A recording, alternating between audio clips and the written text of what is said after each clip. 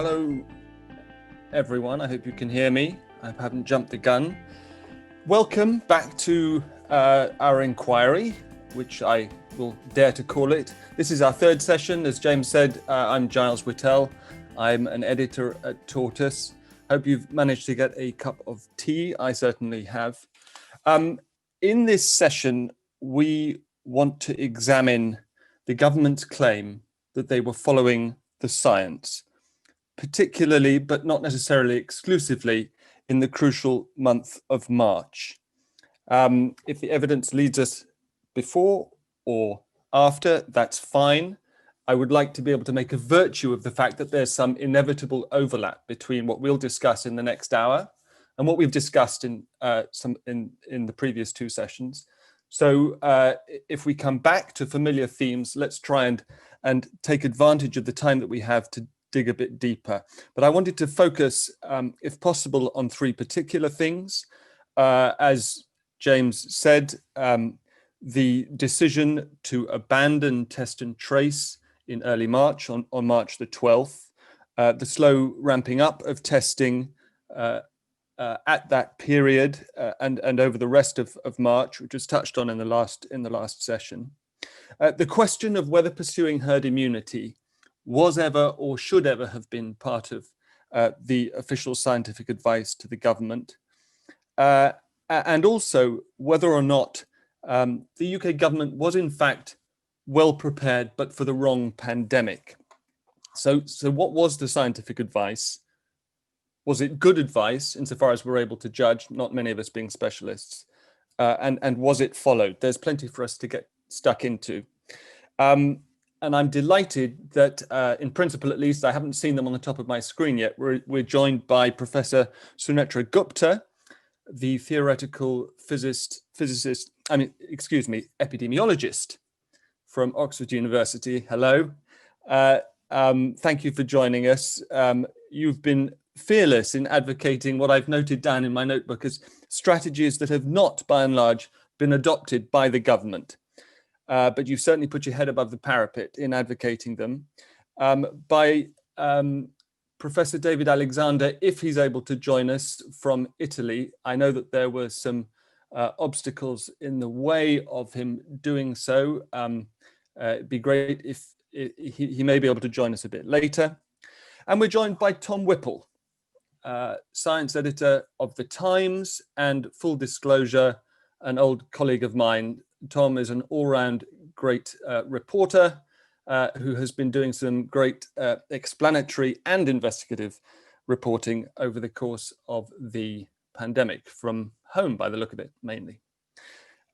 Also, as in the past two sessions, we are joined by Nazir Afzal and Joshua Rosenberg in their capacity as legal minds to make outline cases, as it were, for the prosecution and the defense, though I will stress again that these are not, or not necessarily, their own views. They're very kindly taking a legal approach to the arguments. They're making arguments that can be made.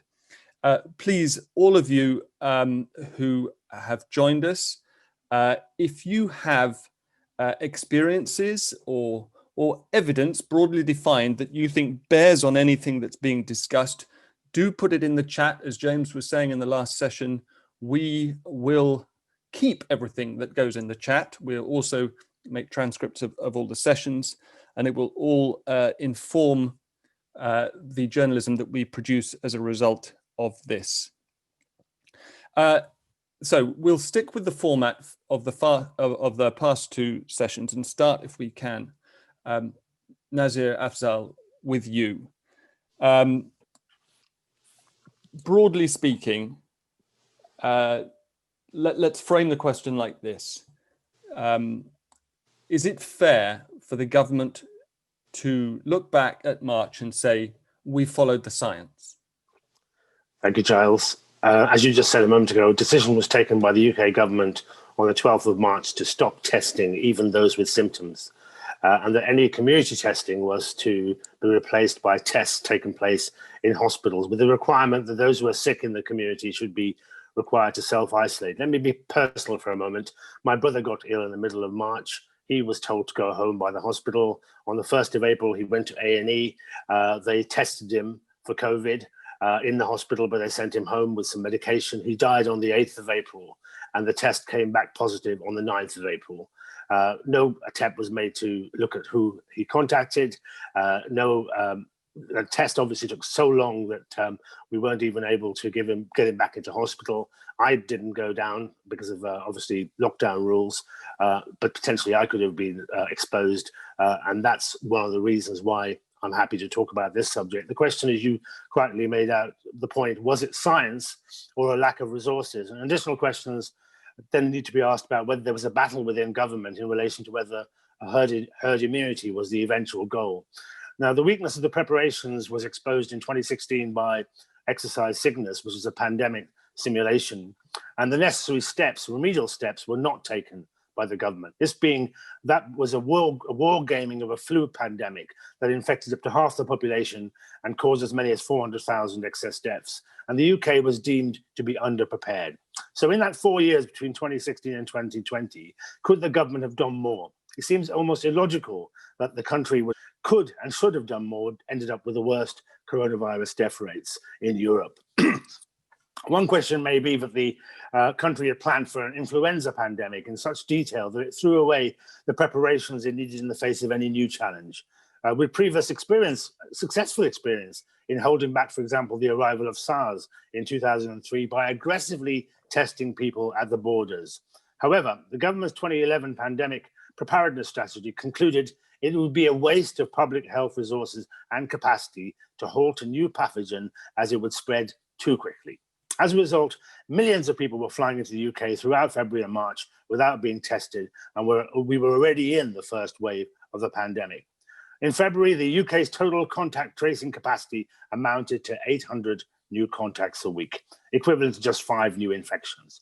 Once the proposed new capacity of 8,000 new cases a week was breached with no vaccine and no proven treatments, the official advice from SAGE was that there would be no further point in contact tracing. It would no longer be useful. The advisors in that meeting agreed that it would be sensible to move to stop routine testing. So by mid-March, the UK was able to test much less than more successful countries. The head of the World Health Organization said that the key message on the 16th of March was test, test, test. And the health secretary told us on the 2nd of April that we have the best scientific labs in the world, but we do not have the scale. So what happened? In the crucial early weeks, the UK did not ramp up testing or even encourage it. The government was missing hundreds of thousands of cases. The phrase herd immunity was first used probably in the early part of April, and certainly according to Google searches, that's when it really spiked. The government denies it was ever planning for herd immunity, but such a plan was computer simulated, as was seen in an NHS planning document that emerged towards the end of March. Weeks after the end of the initial contact tracing on the 2nd of April, the government then released a mass testing strategy aiming for 100,000 tests a day by the end of that month. On the 17th of April, the government announced a national test and trace program.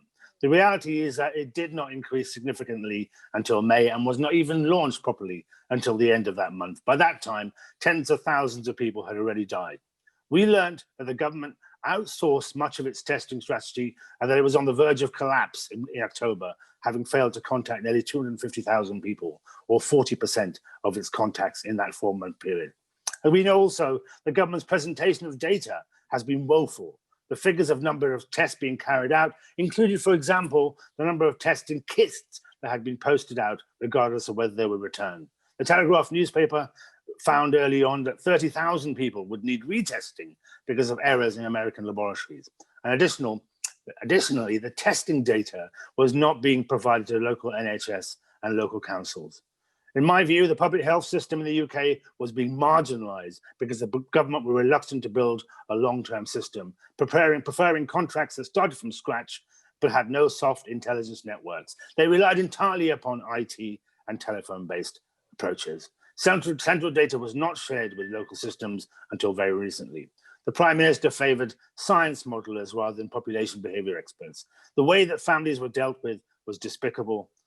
Mistakes were made.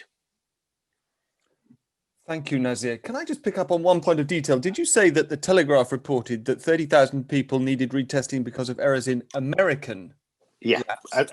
we did not have the capacity to test, to deal with all the tests that were being done. And so we were sending our tests to Germany, to the United States, to France, who also, of course, had their own issues, but they obviously had greater capacity. But in relation to a particular American laboratory, 30,000 of those tests had to be retested because of those errors. Thank you very much. Joshua, may I come to you with the same question? Advance warning, my dog has just walked into the room. Was it fair and reasonable for the government to explain to the public that all its decisions in that crucial month were based on the scientific advice that they were given? I think that it was reasonable for the government to say that, and I'm sure that that's what the government intended to do. I'll come on to a specific answer to that in a moment, but I just wanted to start by sending my condolences to Nazir on the death of his brother Umar in April. He developed symptoms. He was taken to hospital. The NHS was overstretched. He was sent home a few hours later after a test. The results took 8 days to arrive, and by then it was too late. He was a distinguished community leader. He acted as an interpreter for the Home Office. He was 70, which I can tell you is not old. And just to add to the family's distress, his funeral was delayed by more than a week. And I think it's important to understand, while we're talking in these abstractions, that there are very real human stories at the heart of all of this. Thank you also, Giles, for stressing that I am simply speaking up in the way that the government might speak if it chose to, and I can't really speak for the government, but I'm doing the best I can. Test and trace works fine if the number of people who are infected is small, they have a small number of contacts, and if those contacts can be traced before they're in contact with other people. And as we know, that's not how COVID works. And so you get to a point when the only thing you can do is to tell everyone to stay at home, limit future contacts, and give those who are infected a chance to recover. Just on a personal basis, I can say that I've never been tested for COVID. I've never had any symptoms. I've never had any reason to seek a test. And I've been largely working from home for the past 8 months. So I think to some extent that has meant that I don't need a test. Now, you say, following the science, and that was the government's declared aim. I'm sure it was the government's intention. Unfortunately, the scientists don't all speak with one voice. They speak in probabilities rather than certainties. And so following the science means taking judgments on which scientists are likely to be right and which are likely to be wrong. And that requires leadership. It requires political leadership, and we discussed that in the last session. Now, you ask about herd immunity. The government's chief scientific advisor, Sir Patrick Vallance, told the BBC on the 13th of March, "Our aim is to try to reduce the peak, not to suppress it completely, also because most people get a mild illness, to build up some degree of herd immunity while protecting the most vulnerable." Speaking to Sky News on the same day, Sir Patrick also talked about not suppressing the virus completely to help avoid a second peak, and also to allow enough of us who are going to get mild illnesses to become immune to this.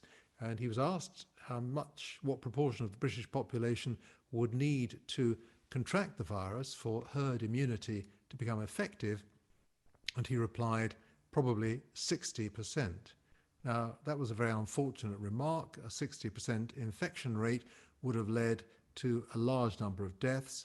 At that time, there was no clear evidence that being infected by coronavirus would lead to long-term immunity. And as far as I know, that's still the case. There was immediate criticism of what Vallance said, and he backed down. He and the government have said that herd immunity was never government policy. Looking in a little bit more detail, and I'm grateful to Tortoise for providing me with some of the early responses, Chris Whitty was asked about this quite early on in March, I think, and he said in evidence to the House of Commons Health and Social Care Committee that at the early stage of the epidemic, we thought there was a reasonably high chance that this could turn into something like MERS, or more likely like SARS, where there were a relatively small number of cases, low thousands. You had a central country where it originated, and it would be possible to stop it getting any further. And that was the contain strategy. In SARS and MERS, the UK found cases, isolated them, and had no further onward transmission. And that was what they tried to do in the early stage of the pandemic. Why was community testing stopped on the 12th of March? Well, Chris Whitty said there simply wasn't the capacity. He said, the first order question is, can you do it? If the answer is no, you don't worry about it any further and you have to move on. Given that capacity, it was, in my view, the correct advice. That capacity had to be used for other things. By that stage, we were already in a situation where there was a big risk that we were missing cases in hospital, we weren't able to treat people, and we were leaving people in ITUs without being diagnosed and so on. And then finally, Whitty was asked about Patrick Valence's remarks on herd immunity. And what Whitty seemed to suggest was that Valence had been misunderstood. Whitty said, allowing an infection which we have no knowledge of, no human immunity to, and no treatment and no vaccine for, to spread through a community, and sacrificing tens of thousands, if not hundreds of thousands of people, in some sort of idea that we would generate herd immunity, is not something that any public health official or clinician could argue for. But don't forget that Valence is the government's chief scientific advisor. And what Whitty said, that what he thought that Valence was saying, was that this virus could be controlled only when there is herd immunity, and that would have to come through a vaccine. And the last words from Whitty were, nobody was used to making decisions around pandemics, particularly with a virus that nobody had seen before. There were lots of uncertainties. Don't be surprised if the noise in the system is greater than you might expect. Thank you very much. So there are two outline arguments against and for the government's position and decisions in that crucial month. Professor Gupta, could I come to you? Yes, of course. Thank you. On this question of we'll get to herd immunity, but on the question of the decision to abandon test and trace and community testing on the 12th of March. Whitty made the point, and Joshua just repeated it, that there simply wasn't the capacity. So there's clearly a practical argument. But the British Medical Journal, in a briefing on contact tracing in May, and I admit this is not by a specialist, it's by a journalist, stated, even when a disease has become widespread, contact tracing can still help to contain transmission. And it would have been clear to anybody who was sort of taking a global view that contact tracing was absolutely integral to the response of countries like South Korea in East Asia. South Korea is not a small country. It's a big, in some ways comparable country to this one. All those things being said, do you think that decision on March the 12th to abandon contact tracing was A, scientific in a broad sense, and B, wise? Well, I think that's there are two issues here that are coming up. One is capacity and one is the science. And I mean, I think from both viewpoints, what we've heard really points to the fact that what we didn't do in being prepared in our pandemic preparedness is to invest in capacity. We didn't invest in hospital capacity. We didn't invest in testing capacity. So those are the two big things that didn't happen at a practical level. Now then the question is, what do you do? What does testing actually provide within a sort of when I say scientific, I mean a logical framework for what is possible to do in the circumstances we found ourselves in. And for that, what we need is scientific thinking, but it needs to be at a higher conceptual level than computer simulations, which have enormous uncertainty surrounding any of their conclusions. At a conceptual level, first of all, the government were absolutely right that you couldn't stem the flow, the spread of this infection at this stage. Typically, I think when preparing for these situations, that has to be understood as the more likely situation. We've been very lucky with SARS-1 and MERS and, obviously Ebola, but different setting. But there are situations where you can stop it. And of course, in those circumstances, lockdown and other measures that actually can quench the whole thing at source are perfectly justified, or at least there was a good case to be made for them. But where we were at in March was clearly a situation where this was going to spread, and there was nothing you could do about it spreading. So in that case, how do you mobilize such capacity as you have for test and trace? Well, you obviously do what is sensible with that, which is to use it to keep settings where people might die of this disease, where the vulnerable are sequestered in hospitals and care homes. You keep them infection free.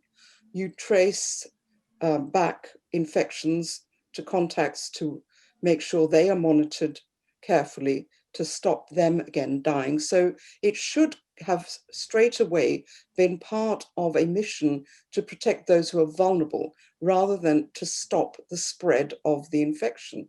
That is a very difficult goal, and there are very good scientific reasons for not doing that, but instead focusing on protecting those who are vulnerable. And that it's a shame that we had neither the hospital capacity nor the capacity for testing that could have enabled that.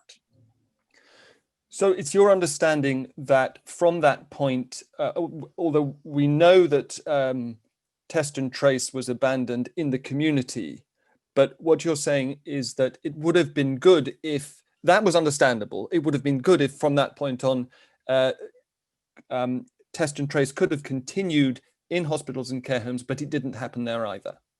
Well, I think that you should test in a community to understand what the baseline risk is. Right. Again, to protect, with the intention of protecting the vulnerable populations. You need to give specific directions to vulnerable people about how they can protect themselves and also invest in protection. And that depends on what the overall risk is in the population. And that can only be determined by testing, both at the level of are people carrying virus in their throats, but also some serological testing was possible. And I think one of the things that should be part of the pandemic preparedness plan is to monitor the blood banks, for example. We did that actually in Scotland in our lab. Scottish blood donors very kindly sent us samples bi-weekly. And it's a very useful tool for understanding what's happening in the community, for monitoring the growth. But so that's one component of it that should go ahead. And the other component is, as I said, very specifically looking at those who are vulnerable, looking at their contacts, both to keep them infection free, and then if they are infected, to look at who they've been around to try and protect those people. So I think it's, again, the focus should be on preventing people dying. And we need a theoretical framework for that. And then situating our testing efforts within that scientific framework is what we should have been aiming for. Understood. One more question before we go to Tom Whipple. Did you learn anything surprising about the prevalence of the virus from that access that you were given to Scottish blood banks? Well, the Scottish blood banks, what we were able to do is look at the antibody levels, and we saw them rising from mid-March into April and into May. So that gives you a good sense of how the infection is growing. Now, unfortunately, as we know, antibodies don't last for very long in the blood, so they're not a way of measuring what proportion is immune. And I would very much like to talk about the concept of herd immunity, which has obviously been widely misunderstood.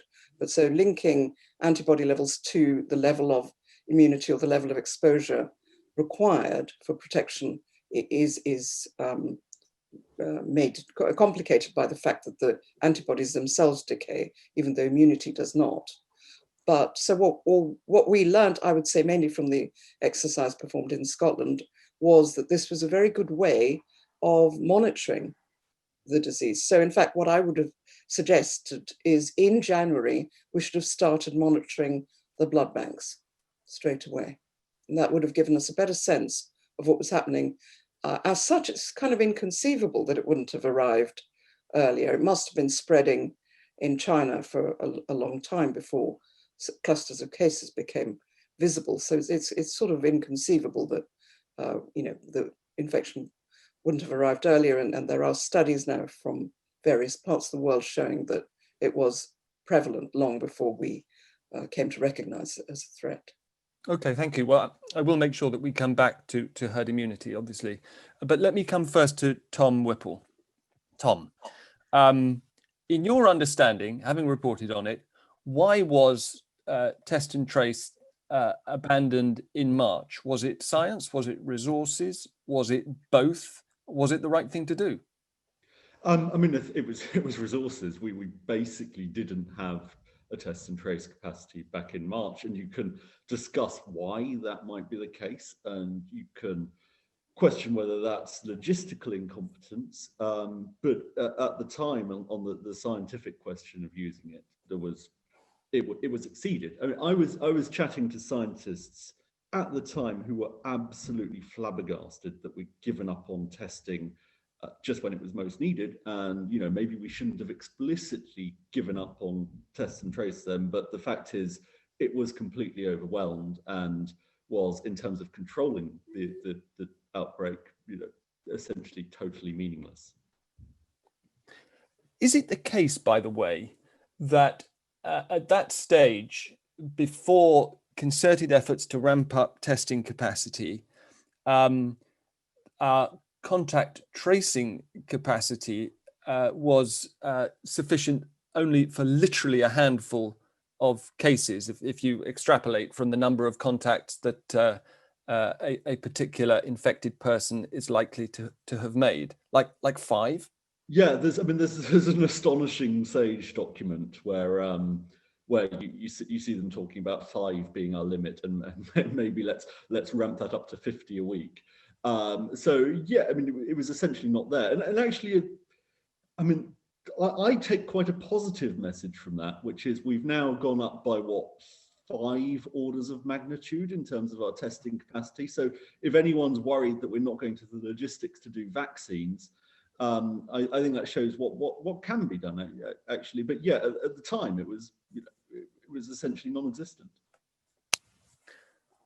Thank you very much. While we're with you, Tom, I want to ask also about your understanding of what plans were actually put into action. As I understand it, the exercise Cygnus offered 2 strategies, one of which involved testing at borders, and that was quickly abandoned. Plan B was to attempt some contact tracing, and that was abandoned too by the 12th of March. What were we left with as a sort of formal strategy after that?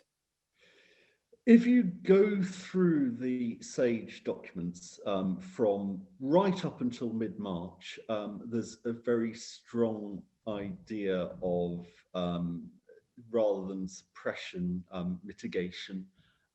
This idea that we want to flatten the peak. We want to come up with all of these range of different, I mean, from hand washing to encouraging people to work from home. We want to come up with these ranges of making sure that the outbreak is over the summer, and so that we don't have a second wave in autumn. And now this seems, in the light of everything we know, this seems astonishing.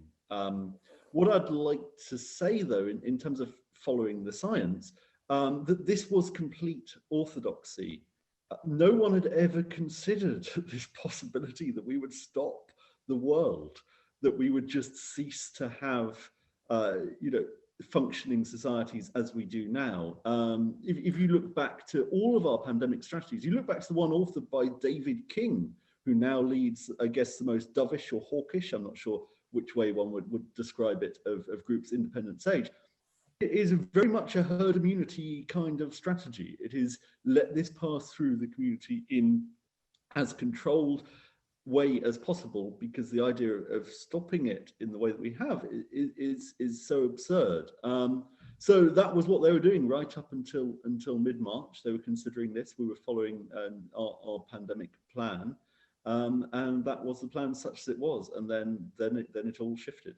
So just to be clear, when you say this was complete orthodoxy, you're saying that an overall response that did not involve shutting down the economy was orthodox. Yeah, if you look through our pandemic plans from say the 2006 ones, it talks about this idea that there will be this 6-week period when you have 25% of people off sick from work, and when you're trying to keep NHS beds below a certain level, and talking about tens, hundreds, thousands of deaths. But nowhere in these plans used by any of the countries in the West was there this idea that you would just tell people to stay at home and go out for an hour a day. This raises a really interesting question of how quickly a government can reasonably be expected to adapt to events. And we're going to come in a little bit to Ryan Wayne, who's joined us from the Tony Blair Institute for Global Change. But first, I think that David Alexander has been able to join us, and I'm very grateful to you for that. David is a professor, let me get this right, of risk and disaster reduction at University College London, but you're joining us from Italy. Thank you again. Is it fair to say that one of the big picture things that happened here as the virus came towards the UK like a freight train in January and February was that the UK was prepared, but for the wrong pandemic? We've discussed, just for background, a little bit in the previous two sessions, the fact that there was exercise sickness, that there was planning for, in principle, for a large-scale flu outbreak. I mean, it sounds glib, we prepared, but for the wrong pandemic, but is it in fact a reasonable summary? Well, firstly, good morning, and I do apologise for being late. I've just dashed back from a hospital appointment, and things are pretty chaotic in hospitals at the moment. Absolutely fine. You know, I've been studying disasters for 40 years next Monday, and I feel in COVID as if I've seen my entire career flash past, speeded up over the last 6 or 7 months. From my point of view, and I may well say something that is medically unacceptable because I'm not a medical person, but I have been studying emergency planning and management for decades. And as far as I'm concerned, from that point of view, there is no wrong pandemic. I understand fully that there are differences between the way one would treat influenza and a SARS virus, and also there are many variables there regarding lethality and infectiousness and so on. However, I would say that in emergency planning terms, there is about 95% overlap in this. There are many things that need to do that are logistical, that involve procurement, that involve warehousing, that involve distribution, that involve equating problems with the economy with problems with the medical response and so on. And all of that was essentially put together in a scenario between 2003 and 2009. It's easy enough to track that by going on to Google Scholar and simply putting in the right keywords, and the papers all pop up in front of you. I first heard this on the 17th of November 2008, And it was a pretty complete scenario for a viral pandemic. And most of what was said in the presentation that I heard at that time came to pass this year. Now, in managing emergencies, you've got three elements. You've got procedures, you've got plans, and you've got improvisation. The plans, by the way, as such are not much good. It's the process, the finding out that matters with planning, and the projecting the planning process into the event. I was going to say into the disaster. COVID is a disaster, and we should treat it as such. We knew fully in that period more than 10 years ago that the socioeconomic and psychological aspects of a viral pandemic would be as serious as the medical ones in many respects. We knew fully that there would need to be a means of balancing the two. We knew fully that certain things would have to be worked out in advance. But what we've seen in places like the UK, and particularly in the UK since the start of COVID, is a massive amount of improvisation. And in point of fact, improvisation is known by emergency planners to be tantamount to negligence in the worst cases, where one should have foreseen something. The whole purpose of having the scenario is to foresee, and in foreseeing, to prepare and to be ready. If you cannot have the equipment there, then you should have specialized cast iron arrangements to manufacture and deliver it quickly and distribute it appropriately. I don't believe those were in place in any manner. So, but these were things that we absolutely did know. We also had the three exercises, Common Ground, Winter Willow, and Cygnus, which told us yet more. And plenty of literature on it a long time ago. But there are two problems there. One is the gap between the plan and its implementation, which there shouldn't be. There's no point in having a plan if it is pure idealism. The whole purpose of emergency plans is that they should be living documents. They should be constantly adapted to the reality on the ground, to the capabilities on the ground would be a better way of putting it. And the other is that I think that in the UK, emergency planning and management, in which we have considerable talent, I don't count myself among that. I'm a theorist and an academic. I just look down at all of this from my ivory tower, but I try to be as practical as possible. But when I speak to the practitioners, which I do very, very often, they're extremely good, but they have been underfunded, ignored, and marginalized. Why are there no emergency managers on SAGE? 56 members, and there are no emergency managers. This is an emergency that then is effectively being managed by epidemiologists, virologists, and politicians. They're all good at what they do, no doubt. But I think we actually need people with the expertise in the art of managing emergencies to be a little bit more prominent in this. Well, David, do you have an answer to your own question why there are no emergency management specialists on SAGE? Because you mentioned Common Ground, Winter Willow, Cygnus, three detailed planning exercises. In our dossier, we've noted that despite the deficiencies identified in 2016, by 2019, the UK had been ranked as the most likely country in the world to handle an emergency like this well. And yet something serious happened between the planning and the execution, and that there was no execution. Is that fair? Yes, and I think also that there's something of a shell of a system there rather than a system with substance.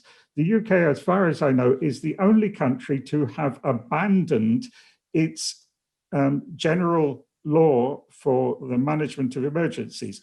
Most countries have, and all countries should have, a basic law which creates and predisposes the system for managing emergencies and governs the way that emergencies are managed. And in the UK case, it came rather late in the day, 2004, the Civil Contingencies Act. And it has simply been cast aside. The COVID Act is something that I have tried to read and failed. Parts of it sound more like a joke, actually, than a piece of legislation. They seem to be self-contradictory and completely incomprehensible. Other parts are perhaps more comprehensible and rather worrying. But nevertheless, what this suggests is that the civil protection system in the UK is in dire need of overhaul, dire need of strengthening. We still have the kind of attitude in Britain that we don't have disasters. Indeed, we never call them disasters, we call them major incidents. Although quite how you could call flooding that stretches from Yorkshire to Somerset a major incident, I don't quite know. As far as I can see, it is a disaster, and COVID is the mother of disasters. Just very briefly, because I'm conscious of time passing, what does the civil protection system in this country consist of? Because we don't have an equivalent of FEMA in the States or the great emergency management ministry that they have in Russia. Is it a hodgepodge of agencies that are supposed to come together when the circumstances demand it? Yes, we have first level responders and second category responders. The first category responders are the blue light services, generally led by the police. Whether or not that's a good idea. There are arrangements for them to be led by other services, but that rarely, if ever, happens. There is the possibility also to send in a government commissar, but I've not seen that done since the Act was passed. Other countries do use that as a means of doing things. Second category responders generally are those who run basic services, the companies generally that run basic services. There is a requirement to provide emergency plans, and local authorities should do that. What there isn't is enough joined up emergency planning, nor are there really the forces to put emergency operations into action in many kinds of disasters, because we have not developed the kind of civil protection forces that we probably need. Bearing in mind that in Italy, for example, there are 3,600 volunteer organizations in civil protection, 36 federated nationally. In the last 3 earthquake disasters, there were more rescuers than population. 94,000 in the L'Aquila earthquake. We don't have anything of that sort in Britain. Attempts have been made over the last few years to try to start off a more grassroots approach, but they really haven't got very far. Okay. I'm sorry to interrupt. I do want to move on because I want to make sure we have time for a proper discussion of herd immunity. But first, can I come to Ryan Wayne, because you are a co-author of the Tony Blair Institute's COVID-19 testing in the UK, a primer. Ryan, if you're there, what is your take on what happened in March on testing? Giles. So we first called for mass testing in early April, and I recall at the time it being dismissed actually and being seen as something that was unrealistic. I mean, that's where the first issue came into play, which was the prioritisation, recognition of the role that testing could and should play. But wait a minute, you say it wasn't even until early April that you were calling for it, for mass testing. For mass testing early April, alongside Paul Romer, the economist. But I think at the time it was seen as a far cry and unrealistic. And over time, the political narrative started to come towards that as a point of view, and it was received positively. And then it was taken, and then we saw sort of April, May time with the target. But I think for me, there's probably 3 points that I would make, and I think it's important we have this conversation now, not just the future pandemics, but for the rollout of the vaccine as well. I think first of all, there was a failure of political leadership, and we called early on for a Minister of Testing to be introduced. Some of the reports directly into the Prime Minister, because this needs to be sitting at the top table. And it's the same with vaccines. Well, I was happy to see in the Times today that there was an editorial calling for a Minister for Vaccinations, because that person needs to pull together captains of industry, senior logistics leaders, scientists as well, be able to pull all of those perspectives and all of that network into one room and crucially be able to make decisions. I think very early on we saw that just wasn't the case. And also from Matt Hancock, who picked this up, he was looking at 20 different things on a daily basis, whereas for something of this scale, and the same goes for vaccinations, you need just one person with authority to be able to do that. That's the first point I'd make. I think the second point was that March, April time, when testing was taken seriously, I think the government mistook a target for a strategy, and was this big drive to get to 100,000 tests a day, 250,000. We're still seeing that now, actually. And what happens there is that you you lose sight of the roles that individual tests can play, and you end up focusing on the easy win solutions. You end up focusing on a small number of companies to provide a large number of tests, and you don't really care what those tests do. But if you're developing a strategy, then sitting within that needs to be an ecosystem of testing that helps with your scale. But also within that needs to be different types of tests. And you may remember the obsession with antibody tests. In fact, they were included as one of the government's 5 pillars. And, there was huge scales of them early on because they were literally coming in from China. But it turns out we actually probably don't need them at this moment in time the way that we thought we did. But there needs to be interplay between these different types of tests. And even moving forward, we need to think about the role that PCR tests play, the role that lateral flow tests play. I'm not dismiss individual tests out of hand, but equally not overemphasize the importance of individual tests as well. The truth is, for a testing strategy, each test plays a different role, and it's about the interaction between the tests, whether that's regular tests and lateral flow tests, and confirmatory tests with PCR tests, or other things as well. And the final point I'd make is that I don't think we truly ever had a clear objective for testing, and this really matters for vaccines as well, because I think ultimately the virus isn't going to go away anytime soon, even with a vaccine. And the objective for testing, and any measure really, should be very simple. It should be to allow us to live safely and freely alongside the virus. So that means we should put a lockdown through that lens. A lockdown is a temporary measure that ultimately should allow us to realise that objective. And so I think the important thing now is for the government to, and we've got a paper coming out about this next week actually, is the government to lay down a very clear objective, which I think tests alongside vaccines that basically ladder up to a health passport. For me, that is the only way out of COVID and future restrictions. If we can have a digital identity and a complementary offline identity that gives your vaccination status, but also for those who won't be able to have access to a vaccine, or we know there's going to be logistical problems, can also show that you've got a negative test result in the last 72 hours. I mean, stating that as an objective and let everything flow from there is really important for the government to do. Right, thank you. And I do remember Tony Blair advocating a total reorganization of government kind of along those lines. At a tortoise event. As promised, let me come back to Professor Gupta, please. You mentioned that herd immunity had been misunderstood. Joshua made the point that, in a sense, Whitty came to Valence's defense, making the argument that he'd been misunderstood. How was it misunderstood? Well, herd immunity is not a strategy. Herd immunity is an eventuality.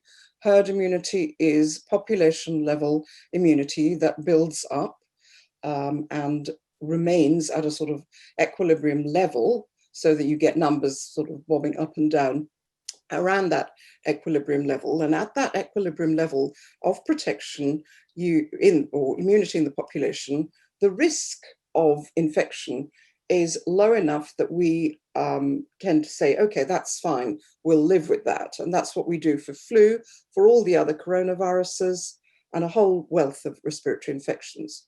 So how does this immunity build up, and to what level does it need to build up to? Well, it builds up obviously through infection, natural infection, and then the development of immune responses. So what are the misconceptions here? The first misconception is that that immunity needs to be lifelong. That is not true for example, the other coronaviruses, which I think is a good baseline for thinking about where we might be heading. So, it's important, I think, to distinguish, as Ryan just said, to distinguish between some sort of strategy and target. But what is our overall, what's the end point? Where do we want to get to? I would imagine that it would be sensible to try and get to where we're at with all the other coronaviruses. How are we going to do that? Well, by building up natural immunity. As I said, that's what gives you protection at the end of the day to the vulnerables from high risk of infection. Does it matter that immunity isn't lifelong? It isn't for any of these viruses. No.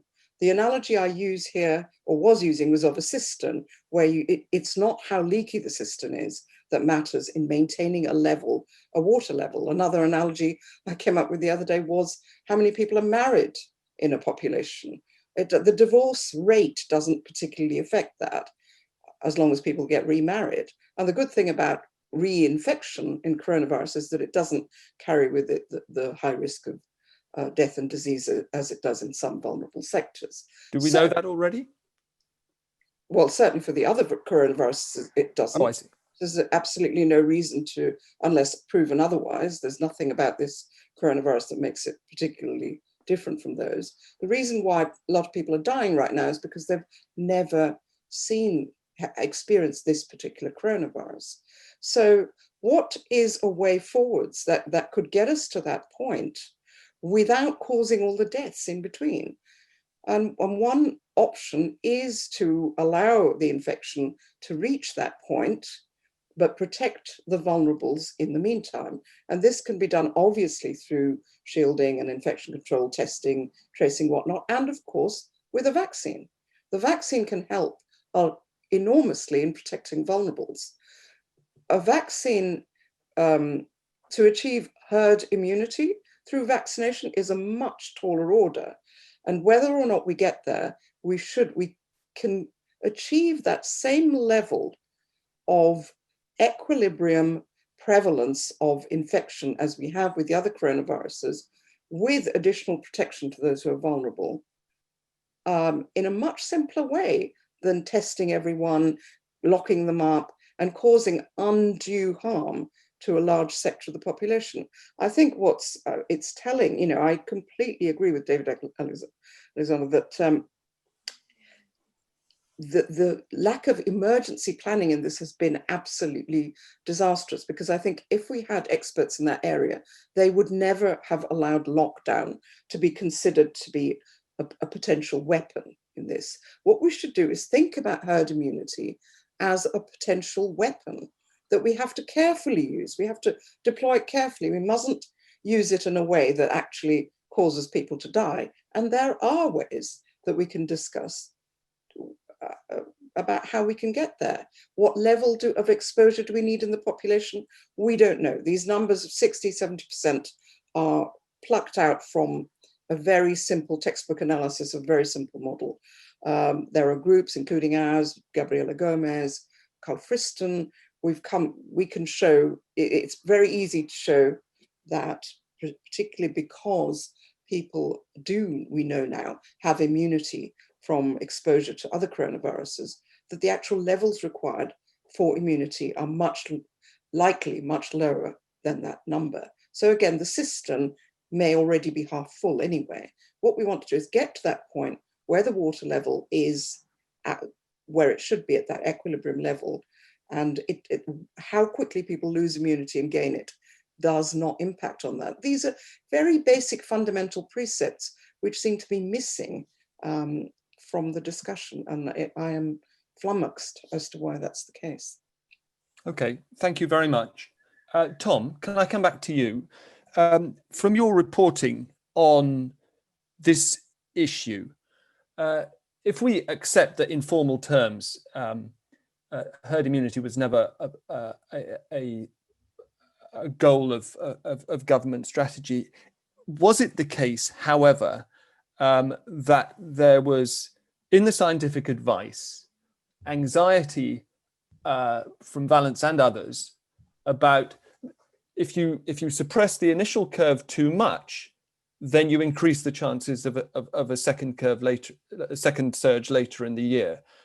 From as you can recall from reporting on all this through March, was that a part of sage thinking? And in your view, did it influence government thinking? I mean, it absolutely was. I'd like to say that this is a result of my Woodward and Bernstein style reporting and dogged investigation. But you can just go on the government website and you can see it. I mean, that was precisely the concern of all of these modelling papers. If we suppress it now, and suppress it too much, then come the autumn, we're just going to see it return again. And actually, that's the ultimate sign of the failure of, apologies for the baby in the background, of the failure of Sweden's approach, is that they haven't managed to, that they were going for precisely that, to let it run through the population over the course of the summer. And actually, they're seeing a massive, having completely failed with the shielding strategy that Professor Gupta was talking about. They're now seeing a massive return of it. Yeah. I mean, that was the conventional idea, and we've got all of these documents from back in February that show too much suppression leading to a massive spike and second wave in the autumn and winter of 2021. Was it a reasonable theory, though? It's not just a reasonable theory. It is the case. If what you're saying is we want this to pass through the population and stop in a single wave, then to do that you have to make sure it passes through the population, and that's, Sweden has catastrophically failed to get herd immunity. You can discuss the merits or otherwise of the strategy of trying to partition off a section of the population. One epidemiologist memorably described it to me as trying to have an infection-free demographic in a pandemic is like trying to have a urine-free lane in a swimming pool. You can decide whether we actually want to aim for something that would involve 10 to 15 million people being in the hardest conceivable lockdown, and the rest of us effectively being in some other kind of weird lockdown if we can't meet them. But Sweden failed to do that. It hasn't had the massive deaths that the imperial modelling suggested, precisely because it hasn't had the massive infections. And having the massive infections was part of the point, because you get it all over with, and that hasn't happened. You're talking about Sweden? Yeah, they followed these original strategies, which were to try to get it over with, but that hasn't happened. But just to be clear, why did they not have the very high level of infection that might have yielded the herd immunity that they were looking for? Was it because in the end it was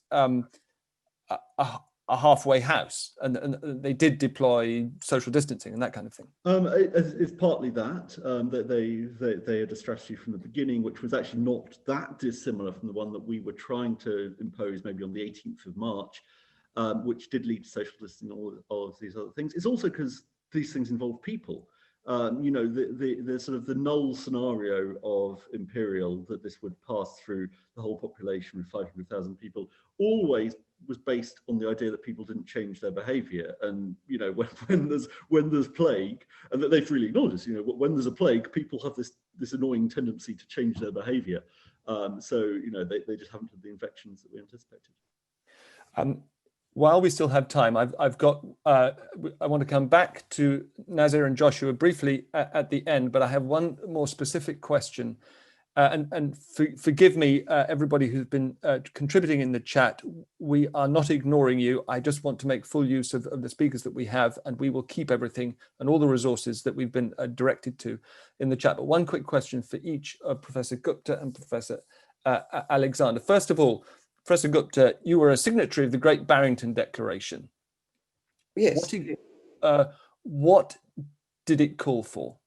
Well, it called precisely for what's being dismissed out of hand by Tom Whipple, that you can protect the vulnerable in a population while allowing infections to spread in those who are not vulnerable to death and disease. I do not entirely understand why that's being dismissed using some, very unusual metaphors, it seems to me. So that's exactly what it calls for. Now, why, and again, bringing poor Sweden into the mix, first of all, there is no reason to believe that a substantial amount of immunity has not built up in Sweden just because infections are going up, any more than there is to believe the same in the UK. That is simply bad science. Secondly, there is no reason to believe that we cannot protect the vulnerable as best we can. And most importantly, whatever strategy we consider has to be placed in the context of the enormous costs of lockdown. That is the primary message of the Great Barrington Declaration, is that whatever we do next, we must keep in focus the huge costs of lockdown. Thank you very much. As a layperson, am I not right in thinking that the main objection to the kind of shielding approach that is advocated by the Great Barrington Declaration is that, in simple terms, this virus is so infectious that even if everybody over 65, for example, is properly shielded, the case and fatality rates among under 65s, though low as a percentage, would be high in absolute terms, and a lot of people would die. Isn't that the objection? Well, that's incorrect. I mean, that's just simply not true, that the rate of infection, that the mortality rate in those under 65, or indeed those over 65, would reach proportions that would call for the measures that we adopt in lockdown, given the enormous costs of lockdown. That's I don't think that's true. And even if there is room for doubt there, I think what is required is a sensible debate, not dismissal using, as I said, peculiar metaphors like a urine-free pool lane. I mean, where does all of that come from? Well, Tom, let me let you come back on that without peculiar metaphors. I mean, I don't think it's a peculiar metaphor at all. I think it's, whether it's true or not, it illustrates the belief that you can't section off a group in society. And, there may be mysterious immunological dark matter that's protecting people. It's possible. There's a study today from PHE that suggests that we have maybe about 10% of the population may have some protection from other coronaviruses, but the truth is we don't know. If there is, it's already been factored into epidemiological models of how it spreads, in ipso facto, and it's still resurging. It's still behaving not in some sort of peculiar way. And Professor Gupta's been saying since March that we've had herd immunity. But if I was in government, I'd have to just presume that this behaves like a virus that is going about infecting people. And maybe it is possible to shield a large section of society. It hasn't been done. And it's very alluring unless you're in that large section of society, I guess. Thanks both. And I do recognise that this is a debate that could go on and on. Briefly, David Alexander, and separately, it was clear, even though testing capacity was inadequate at the beginning of March, that it needed to be ramped up quickly. From a sort of logistics perspective, how do you do that absent the infrastructure? What kind of a pivot was required realistically of this government then? Well, firstly, the thing to do would be to learn from past experience, going right back to the influenza pandemic 1918-1920. Secondly, well, not merely that, but others as well, and above all those that are closer in time. Secondly, to look at what is happening in other countries and act quickly and decisively, because it's going to happen here. We did need the ability to manufacture fast equipment, personal protective equipment, presumably ventilators, whatever, and to be able to distribute and warehouse and so on, all of that. What we currently have are vast numbers of containers stuck in Felixstowe because there simply isn't the means of getting them out of the port at present. That is due to the rundown of rail services, rail freight services primarily. So you're saying that we now have containers full of important equipment that are not getting out of Felixstowe right now? Yes, right now. What do they have in them? Reports. This I don't quite know, but I believe they've got personal protective equipment in them and other things, probably fairly miscellaneous. I forget exactly how many containers are supposed to be there, but I know that it's a large number. And a considerable tonnage of material that needs to be utilized at the very earliest possibility.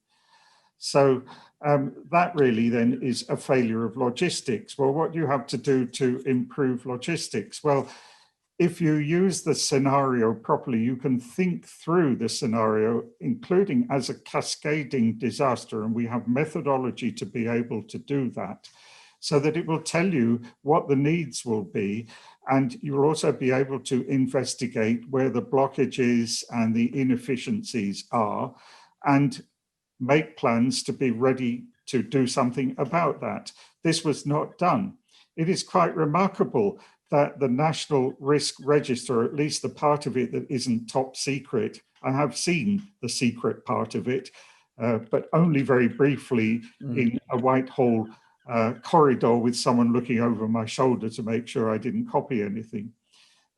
How you can manage emergencies with secret provisions, I don't quite know. But anyway, you would, on that basis, with the risk register since 2008, putting pandemics top of the list, you would expect there to be pretty good preparedness. We have 96 major risks in the UK in the risk register. We were pioneers in producing a risk register, and that is good. Although I don't think we've been pioneers in developing the concept, having produced one. But it tells us, and we've had years and years to do something about it, that the top risk really ought to be better prepared for. Evidently. Well, as that. It's not rocket science, but it is an art of codifying common sense. Thank you so much. And thank you, Tom. I see you have to go. It's not rocket science, but today's Tortoise Sensemaker is all about rocket science. We're eating into everybody's tea time, but please, if we can, Nazir Afzal first, and then Joshua. Any closing thoughts on these decisions that were so fateful in March? Well, I found the last hour very illuminating. There's things I didn't know. Keeping it short, Giles, the lack of preparedness, the lack of emergency planning, the lack of involving the expertise in emergency planning is nothing short of criminal. Thank you very much. Joshua. And there speaks a former prosecutor who should certainly know. I share Nazir's view. I think it's absolutely fascinating. I was particularly struck by David Alexander's point about the lack of an emergency expert on the SAGE committee. Even if there was nobody on the SAGE committee, you would have thought an emergency planner should have been brought in to head some of the, certainly to face up the press conferences, but to head up some of the strategy, and that people who were experienced in dealing with emergencies might have been rather more suitable than people who were company executives who were brought in to try to get things going in the way that they have. And I think that's a great shame.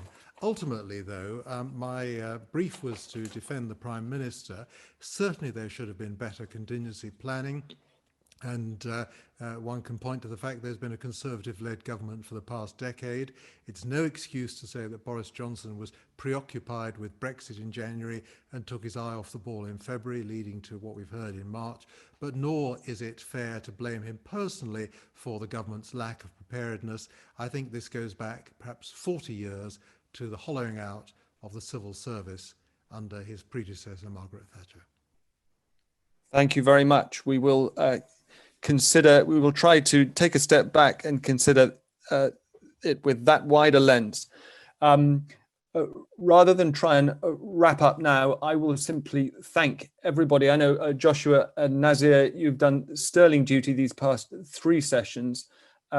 Professor Alexander, Professor Gupta, Tom, who's gone, everybody for joining. Thank you very much. I think we all agreed that long-term and short-term, what planning was done was not enacted. The supreme irony is there was a lot of planning. There was just a disconnect between plans and execution. And we will, as I review my notes, we'll get into that. In 7 minutes, our 4th session starts. It's the first of 2 that we're going to have over these 3 days on what happens inside the NHS. This one will look specifically at PPE, so we can pick up on that question of stranded containers at Felixstowe, if we like, the fear of the service as a whole being overwhelmed, and ventilators. So do join us and my colleague Matt Dancona and more guest speakers in just a few minutes. That starts at 11:45. See you then. Thanks very much.